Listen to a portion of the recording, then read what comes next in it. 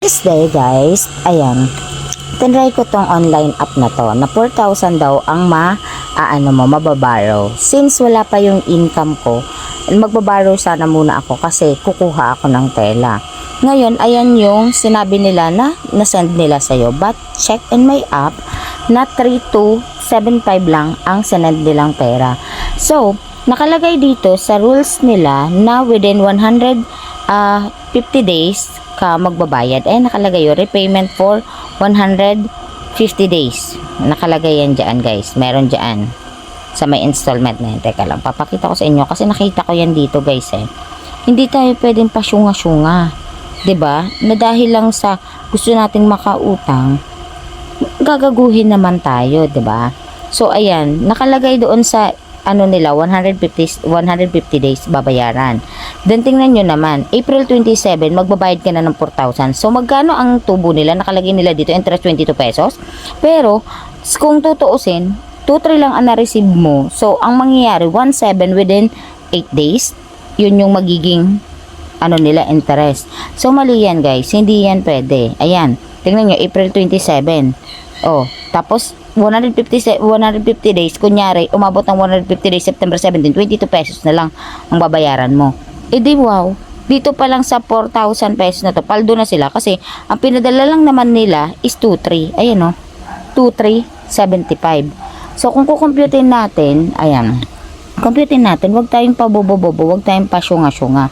Kasi talaga pag ito guys, dumating to sa point na ibabalik ko kasi itong 2,3, itong 2,3 na to, ibabalik ko to sa kanila ngayon. 2,375 minus 4,000. Ayan. So, 1,625 ang tutubuin nila within 7 to 8 days. Ganon. Itong 2,375, ibabalik ko to sa kanila ngayon guys. Once na nila ako, siningil nila ako sa April 27, ng remaining na yan, irereklamo ko to sa cybercrime. Kasi hindi naman tayo tanga, hindi naman tayo bobo. Para mag-agree sa ganitong within, wala namang nilagay na within 7 days. Wala din naman silang nilagay guys na, anong tawag dito, na processing fee. Hindi malinaw, 'di ba? Tapos biglang ganyan yung darating sa iyo, di meow, 'di ba? Kaya hindi yan pwede, guys. So, ibabalik ko ito ngayon, guys. Ayan, ipa-process natin siya. Kasi ayan repayment 4,000. Ayan, papakita natin dito.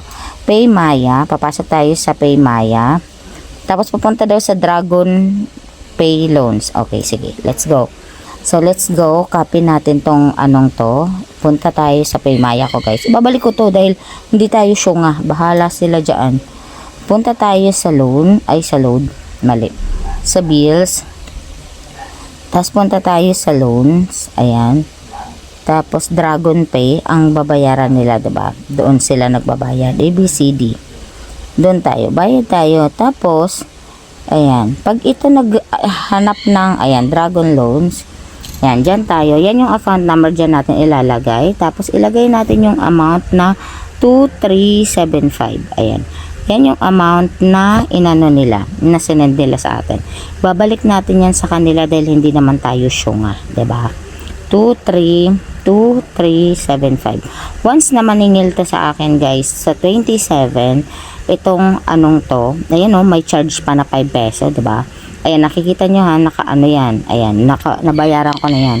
So, automatic yan, mapupunta yan dito. Tingnan nyo guys, mababawas lang yan ng magkano.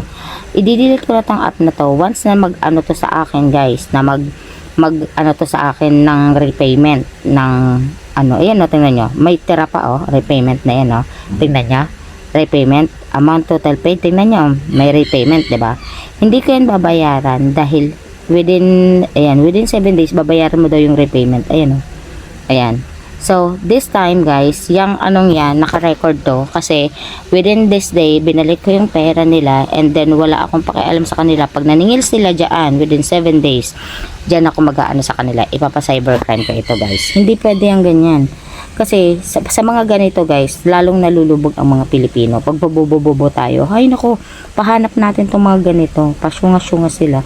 Hindi naman tayo syunga na wala namang processing fee na nakalagay. Tapos ang sinabi naman 4,000 naman yung aanuhin mo, 'di ba? Yung makukuha mo tapos 2-3 lang ibibigay sa'yo. Hindi yan pwede. So, that's all guys. Antayin natin sa 27. Tingnan natin kasi ipapaano ko to guys. Ipapahanap ko talaga to sa cybercrime guys. itong anong to. Pag ito So, ayan, check natin yung pondra na akala nila, ano tayo, bobo tayo, diba? Ayan. Ito yung customer service na chinat ko. Ayan see? Chinat ko sila, bakit ganito? Totally ang pinadala nyo, porque ang nakalagay sa approval. Ibabalik ko ito, sabi ko. Ayoko ng terms nyo, wala naman sa usapan na may processing fee. Sabi ko, 150 days nakalagay, tas April 27 due. Ano yun? Kasi kung di kayo maayos kausap. Sabi ko, I already paid, binalik ko na pera nyo. Once, sabi ko, kulitin nyo ako sa April 27, sabi ko, isa cybercrime po kayo. All things happened are, sabi ko, recorded. Kasi nga, alam niyo naman guys, di ba, nag-YouTube ako, kaya nire-record ko to. Kasi, sabi ko, yan YouTube ko nga, sabi ko, talagang masasama kayo sa news na scam. Sabi ko, ayan, nag-message pala sila. Hi, good day, Maria Jessa Nerbato.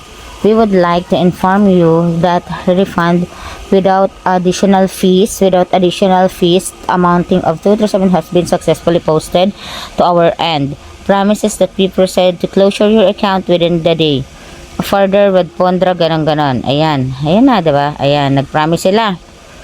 Kasi sabi ko sa kanila, ipapa-cybercrime ko sila once na kinulit nila ako, napabayaran yung 1.6 plus pa, nakulang ko pa daw. Ayan, tingnan nyo, wala na, finish na, natakot, diba?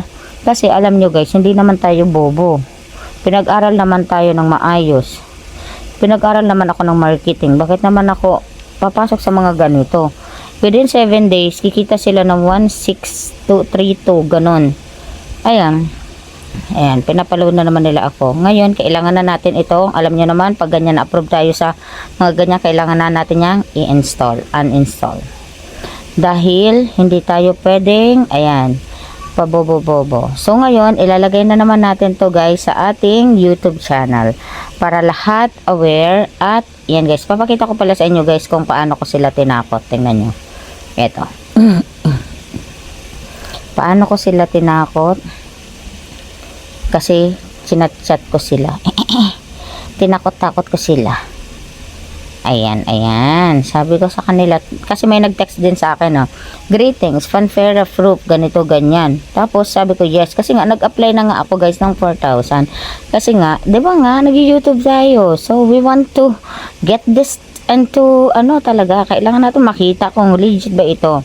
Bahala na malubog sa utang. Basta mapakita ko sa inyo ang mga legit na na utangan. Joke lang guys. Hindi tayo pwedeng pabubo-bobo. Pag hindi goods yung utangan, i-recommend ko yun sa inyo. Hindi ko pala yun i-recommend sa inyo. Only i-recommend ko lang sa inyo yung maayos na utangan. Okay? Sabi ko ganun. Kayo yung mag-approve 2-3. Sabi ko, kayo yung mag-approve 2-3. 4K yung approval Sabi ko, ayaw ko niyan, ibabalik ko yan. Di malinaw, sabi ko yung terms nyo. Kasi totoo naman guys, nagbabasa naman tayo. Wala naman dun sa terms na may processing na 1.635 ganon. Sabi ko, maganda i-report ko kayo. Sabi ko, at panloloko yung ginagawa nyo, sagutin nyo ang tawag ko. Kasi tinatawagan ko sila, hindi sila sumasagot.